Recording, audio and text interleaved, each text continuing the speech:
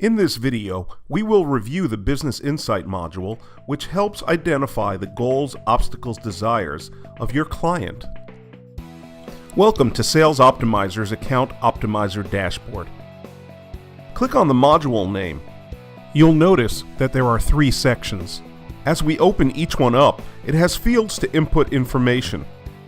You can do that by hitting the Edit button. You'll notice that the Goals section has additional subsections labeled as Objectives, Obstacles, Desires, and Success Metrics. The Add New function has the capability to add as many criteria as needed.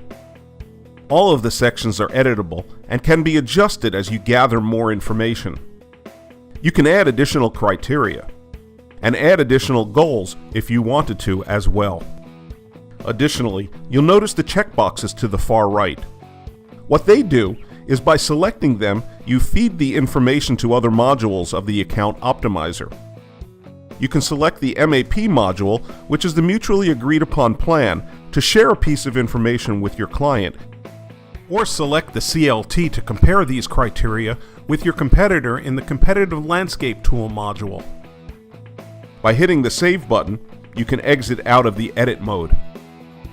Now, if we hit the Map button, we can go back to the mutually agreed upon plan module. In here, you'll notice that the items you checked from Business Insight will be displayed. If you decide some items need to be hidden from this module, you can always uncheck these particular items and hit Refresh. This is the way of using these modules as they connect to each other and the client. If you have any questions, please feel free to contact us at salesoptimizer.com.